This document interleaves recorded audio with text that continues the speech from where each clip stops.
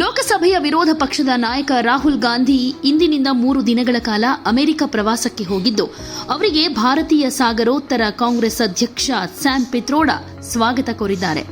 ರಾಹುಲ್ ಗಾಂಧಿ ಅವರು ಇಂದಿನಿಂದ 3 ದಿನಗಳ ಅಮೆರಿಕ ಪ್ರವಾಸದಲ್ಲಿದ್ದಾರೆ. ಇದರ ಭಾಗವಾಗಿ ಇವತ್ತು ಟೆಕ್ಸಾಸ್ನ ಡಲ್ಲಾಸ್ಗೆ ಬಂದಿದ್ದಾರೆ. ವಿಮಾನ ನಿಲ್ದಾಣದಲ್ಲಿ ರಾಹುಲ್ ಗಾಂಧಿ ಅವರನ್ನ ಕಾಂಗ್ರೆಸ್ ಪಕ್ಷದ ಸಾಗರೋತ್ತರ ಘಟಕದ ಅಧ್ಯಕ್ಷ ಸ್ಯಾಮ್ ಪಿತ್ರೋಡಾ ಸೇರಿದ ಹಾಗೆ ಅನಿವಾಸಿ ಭಾರತೀಯರ ತಂಡದ ಸದಸ್ಯರು ಆತ್ಮೀಯವಾಗಿ ವೆಲ್ಕಮ್ ಮಾಡಿದ್ರು. ಈ ವೇಳೆ ಸುದ್ದಿಗಾರರ ಜೊತೆ ಮಾತನಾಡಿದ ರಾಹುಲ್, ಉಭಯ ರಾಷ್ಟ್ರಗಳ ನಡುವಿನ ಬಾಂಧವ್ಯವನ್ನ ಬಲಪಡಿಸುವ ನಿಟ್ಟಿನಲ್ಲಿ ಅರ್ಥಪೂರ್ಣ ಚರ್ಚೆಯಲ್ಲಿ ತೊಡಗಿಸಿಕೊಳ್ಳುವ ನಿರೀಕ್ಷೆಯಲ್ಲಿದ್ದೀನಿ.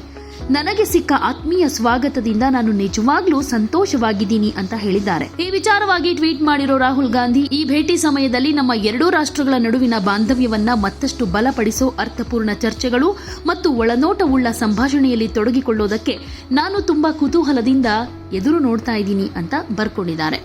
ರಾಹುಲ್ ಗಾಂಧಿ ಅವರು ವಾಷಿಂಗ್ಟನ್, ಡಲ್ಲಾಸ್ ನಗರಗಳಲ್ಲಿ, ಜಾರ್ಜ್ ಟೌನ್ ಮತ್ತು ಟೆಕ್ಸಾಸ್ ವಿಶ್ವವಿದ್ಯಾಲಯಗಳಲ್ಲಿ ನಡೆಯೋ ಸಂವಾದ ಕಾರ್ಯಕ್ರಮಗಳಲ್ಲಿ ಭಾಗಿಯಾಗಲಿದ್ದಾರೆ. 2024ರ ಲೋಕಸಭಾ ಚುನಾವಣೆ ನಂತರ ಇದೇ ಫಸ್ಟ್ ಟೈಮ್ ರಾಹುಲ್ ಗಾಂಧಿ ಅಮೆರಿಕಕ್ಕೆ ಹೋಗಿದ್ದಾರೆ.